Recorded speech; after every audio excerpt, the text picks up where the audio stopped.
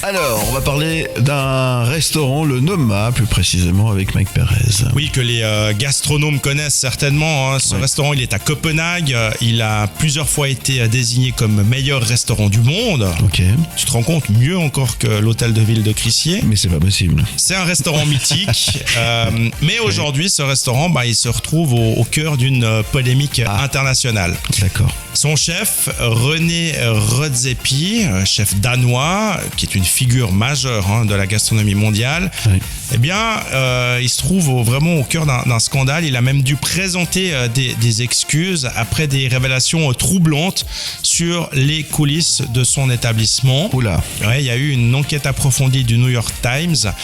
Le journal a recueilli les témoignages de 35 anciens employés et ça fait assez froid dans le dos quand on parcourt effectivement ces témoignages, ce climat de peur dans les cuisines, des humiliations publiques, des punitions collectives et même des violences physiques. On parle de coups portés au torse, aux côtes, avec des ustensiles de cuisine, tout ça de la part du chef, René Redzepi. Donc des fois, violent, à vouloir effectivement mettre la pression sur ses équipes, on pète un peu les plombs, on fait n'importe quoi.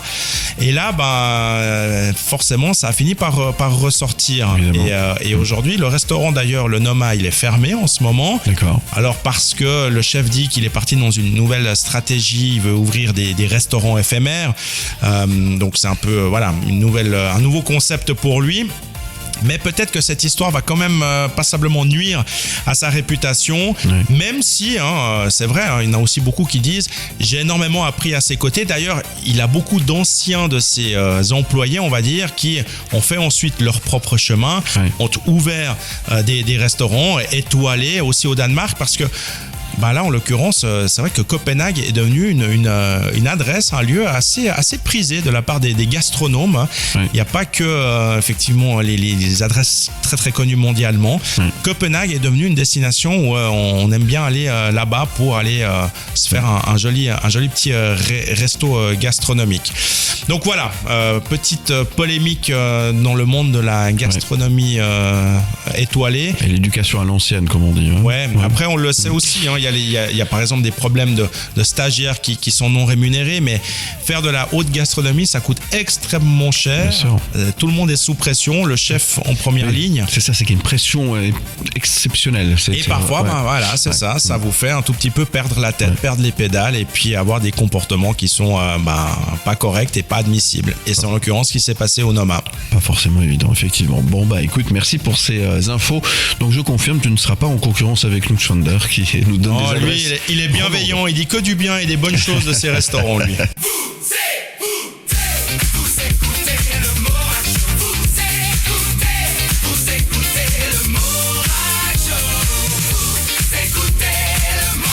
Les Katsai, elles arrivent tout de suite. Pal de Gomme arrive dans un instant. On va parler 9e art, bande dessinée. Et c'est juste après Gabriella. Podimanga revient de Zem pour une nouvelle édition haute en couleur. Rendez-vous du 3 au 6 avril durant tout le week-end de Pâques à Beaulieu-le-Zem. Pendant 4 jours, plongez dans l'univers de la pop culture avec au programme manga, jeux vidéo, cosplay et de nombreux invités. Toutes les informations et la billetterie sont à retrouver sur polymanga.com. Divinum s'installe à Morges pour une nouvelle édition dédiée aux amateurs de vin et de terroir. Rendez-vous du 25 au 30 mars au Parc des Sports. Pendant plusieurs jours, découvrez une large sélection de vignerons, dégustations et spécialités dans une ambiance conviviale. Toutes les informations sont à retrouver sur salondivinum.ch. Jusqu'à dimanche, le Cirque Helvetia est à Rolle sur la place du Château. Des spectacles sont proposés chaque jour de 15h à 18h pour les petits et grands. Et la semaine prochaine, le chapiteau s'installera du côté de Nîmes pour poursuivre sa tournée romande.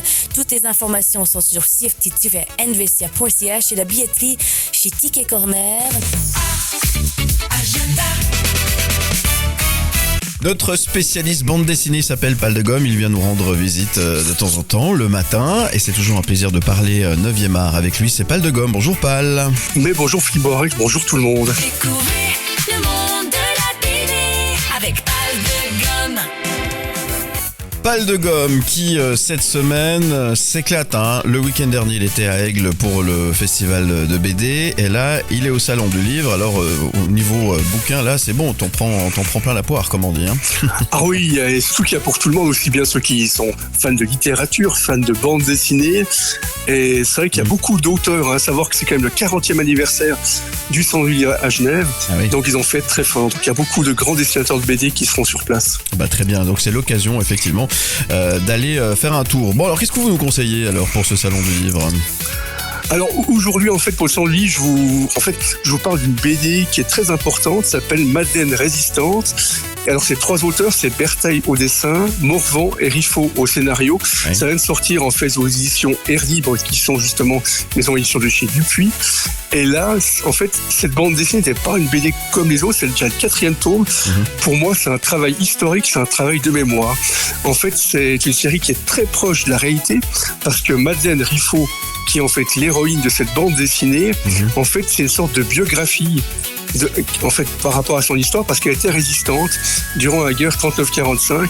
Elle était jeune, elle a tout subi avec les Allemands, aussi bien la torture, ces choses-là. Elle a su en fait lutter, elle est devenue quelqu'un de très connu en France. Elle a écrit des romans. Et là, justement, Morvan a eu l'idée avec Bertheil de dire voilà, on va faire sa biographie en bande dessinée. Et c'est une BD qui cartonne. Donc ça raconte en fait ces années sombres de Paris. Et là, le dernier tome, ça nous parle en fait, on va parler de Paris, la place de la République et enfin la libération de Paris en août 1944. Et c'est une BD plein d'émotions. Et d'histoire. Et c'est vrai. Ah oui, l'histoire. Et ce qui est complètement fou, c'est que pour pas qu'on voie le sang, Bertheil, le dessinateur, a carrément travaillé toutes les couleurs en blanc pour pas en fait choquer et puis rester au plus proche de la guerre. Très bien, écoute, effectivement ça a l'air d'être un sacré bouquin, une belle BD aussi à découvrir, un autre univers aussi, bien évidemment à découvrir, pourquoi pas au salon du livre du côté de oui. Genève. Surtout que ces 2 auteurs, Bertheil et Morvan, seront présents justement pour dédicacer cet album. Et à savoir que justement Riffaut, c'est le 4e album, malheureusement elle n'a pas pu le voir jusqu'à la fin parce qu'elle est décédée en fait l'année passée. D'accord. Mais c'est vrai que c'est un très beau travail et c'est vrai que c'est des beaux objets qui racontent en fait l'histoire de France en fait au plus proche de la guerre. Merci Pal de Gomme. On va courir chercher ces bouquins que vous nous conseillez et on se donne rendez-vous la semaine prochaine pour de nouvelles aventures dans le monde du 9e art. Avec plaisir.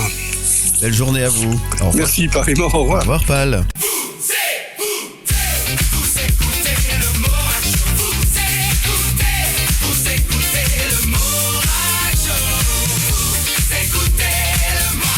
Les Katsai, elles arrivent tout de suite. Pal de Gomme arrive dans un instant. On va parler 9e art bande dessinée et c'est juste après Gabriella.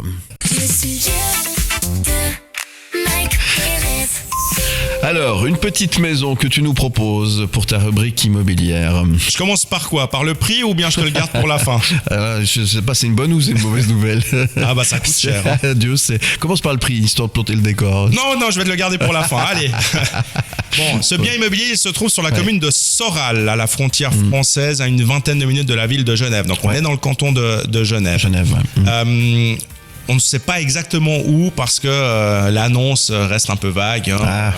On dit juste que c'est dans cette commune. D'accord. En fait, c'est carrément un château que je te propose. Ah, ça me va très très bien. Un château du XVIe siècle. C'est une propriété rare. Elle est chargée d'histoire. Elle va vous faire rêver, j'en suis sûr, toutes et tous qui nous écoutez.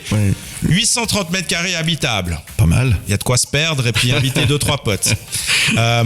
18 pièces. 10 salles de bain, il y a vraiment de quoi accueillir la famille, les amis, On va faire un hôtel même. Et puis d'avoir beaucoup d'enfants. Oui.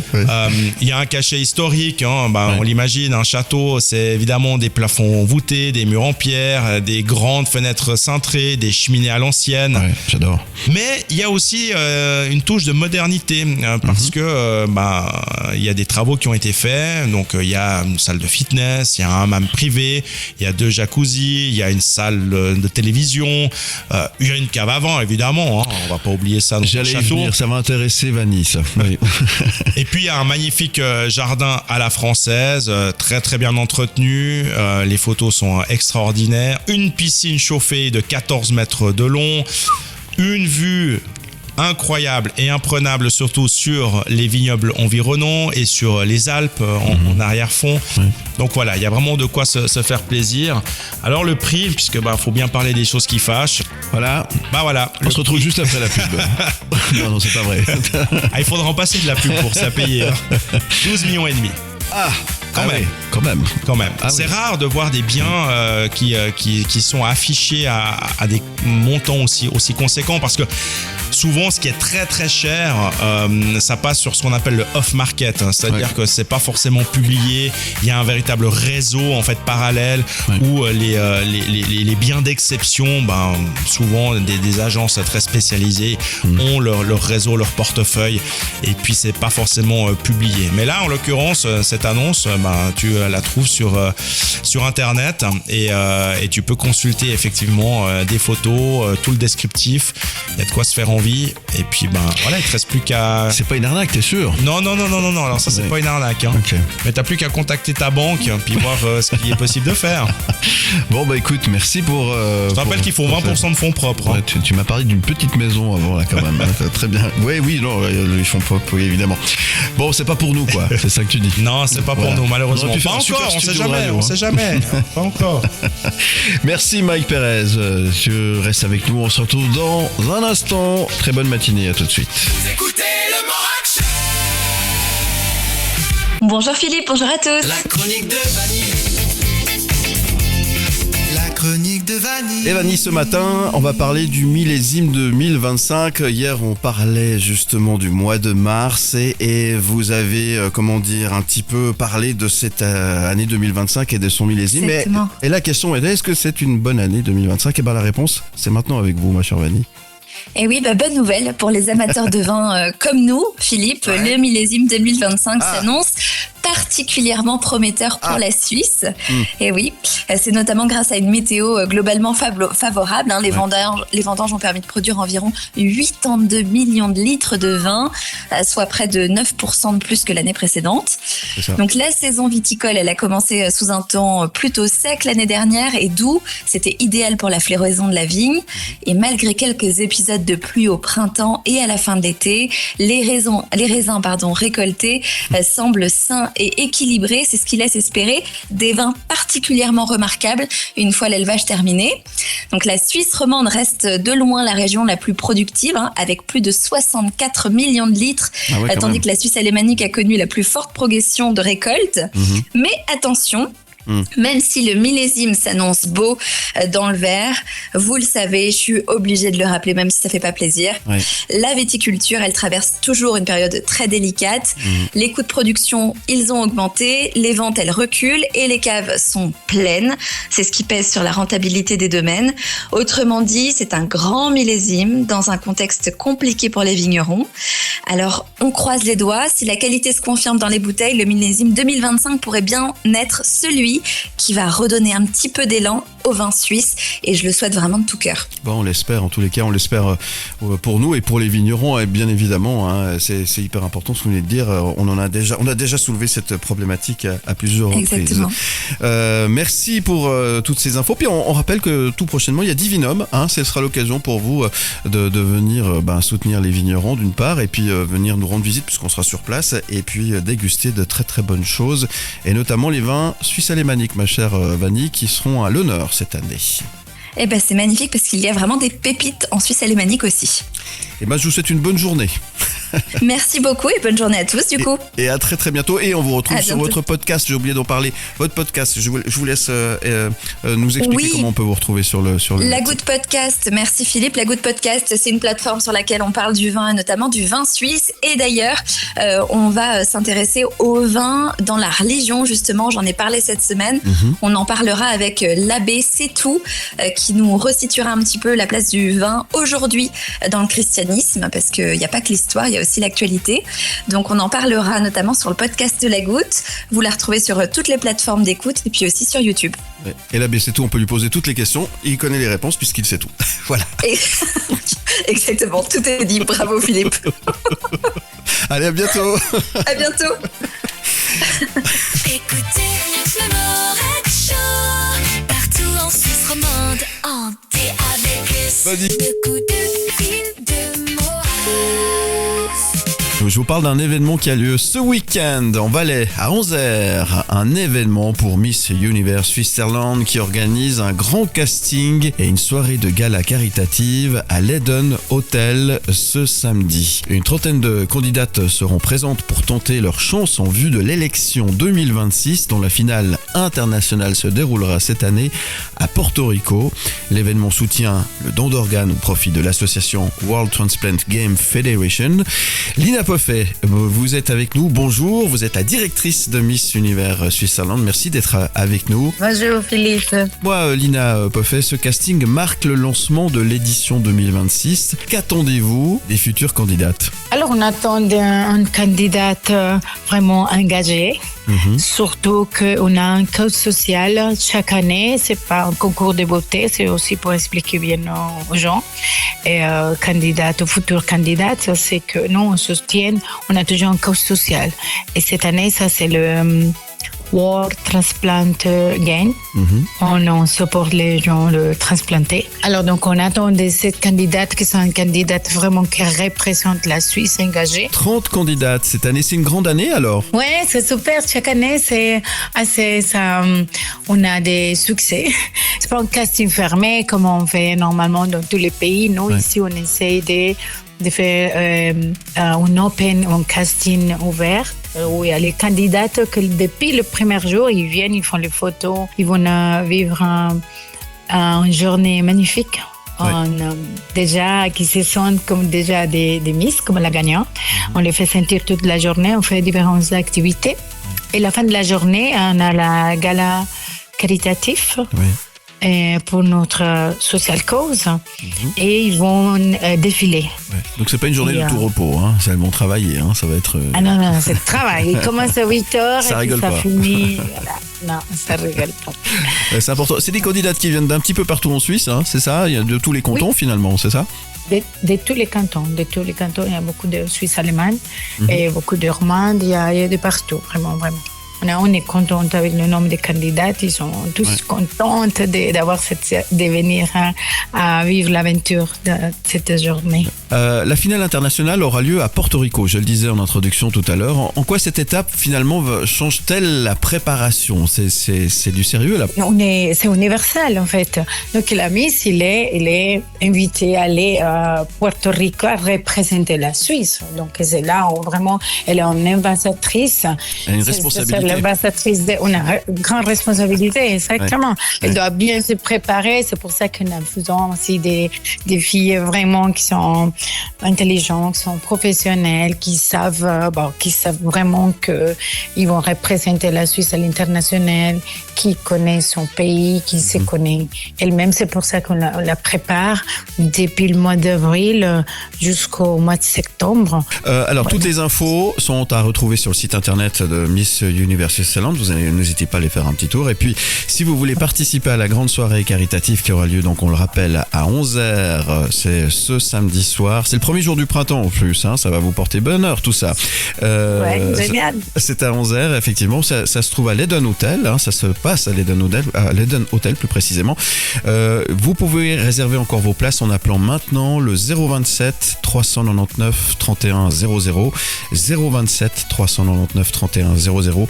Dépêchez-vous si vous voulez y aller pour réserver vos places. Ça va être une belle soirée. Et puis dans quelques jours, vous aurez l'occasion de pouvoir, sur le site de Miss Universe Switzerland, vous aurez l'occasion de pouvoir apprécier les 30 candidates qui vont finalement participer à ce grand casting et à ce grand concours de beauté pour Miss Universe Switzerland 2026. Voilà, c'est ça. Merci. 027 399 31 00. Lina Poffet, bonne journée et puis un bon week-end du côté de Anzère. J'espère que vous aurez le soleil et de la bonne neige pour faire des belles photos. Allez, un bon week-end à vous. Voilà, merci Philippe. Au revoir. Bon week-end. Coup de fil de Morex. Et Monsieur Knut Vander de Goemio, bonjour. Bien, bonjour. Coups de cœur, gastronomie. Les coups de cœur, les coups de cœur. Aujourd'hui, vous nous emmenez où, mon cher Knut? Alors, on va continuer à aller voir des tables exceptionnelles. Donc aujourd'hui, le menu de midi est à 96 francs, le menu du soir est à 340 francs. Donc de nouveau, c'est un budget, mais qui vaut la peine, à mon avis, d'être investi pour un plat chez un chef qui s'appelle Philippe Chevrier, qui est un grand chef genevois, qui est remarquable. C'est aussi un entrepreneur. D'ailleurs, si on veut manger du chevrier, on n'est pas obligé d'aller manger au domaine de Châteauvieux, qui est donc à Satigny, son adresse emblématique, mais il a décliné toutes sortes de tables à Genève. Il y a même chez Globus, il y a les burgers, il y a Denise Art Burger. Oui. Février a créé en l'honneur de sa maman, et où on mange des burgers comme on en mange par ailleurs. Mais enfin bon, revenons à Satigny, au domaine de Châteauvieux, qui fait partie des Relais et Châteaux. Donc on est dans le vignoble, dans une maison vigneronne ancestrale, merveilleusement rénovée, avec une terrasse qui domine Genève et qui regarde le Salève au loin. Donc c'est un cadre déjà assez exceptionnel. C'est vrai. Dans ce cadre exceptionnel, il y a un maître d'hôtel exceptionnel. Il s'appelle Esteban Vallée et c'est un vrai maître de l'art du flambage d'une part et de la découpe d'autre part. Donc, vous me voyez peut-être venir, ça montre que chez Philippe Chevrier, on mange une cuisine qui bien sûr est tout à fait dans l'air du temps, mais qui en même temps intègre cette merveilleuse tradition. Donc, on arrive volontiers avec des volailles entières qui sont découpées à la table, et je peux vous dire que c'est un vrai spectacle. Ils ont des couteaux qui coupent, et Esteban Vallée sait s'en servir. C'est juste magistral. C'est un beau spectacle. Alors ça, c'est souvent plutôt au dessert, mais c'est tellement magique parce que ça sent bon, parce que on a du beurre qui fond dans une poêle, donc c'est flambé en salle, bien sûr, et ensuite des fruits qui sont cuits devant les clients, qui sont associés à des desserts absolument magnifiques. Donc dîner spectacle chez Philippe Chevrier, ça vaut la peine. En été, je le disais, il y a la terrasse, et là on mange des produits de la mer absolument remarquables. Donc l'été à Châteauvieux est un moment magique, mais l'automne l'est tout autant, parce que Philippe Chevrier fait partie des chefs qui maîtrisent l'art de l'après du gibier comme personne.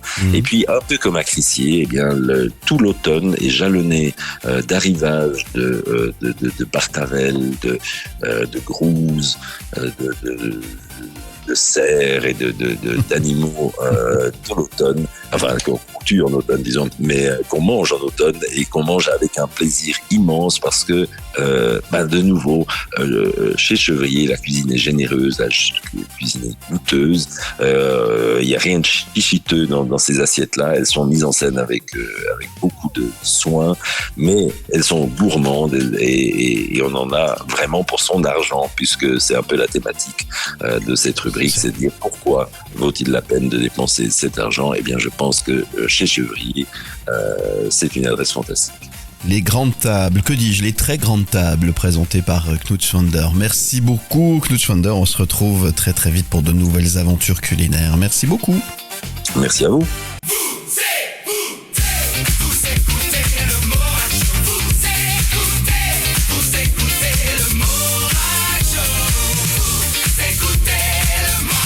Les Katsai, elles arrivent tout de suite. Pal de Gomme arrive dans un instant. On va parler 9e art bande dessinée, et c'est juste après Gabriella.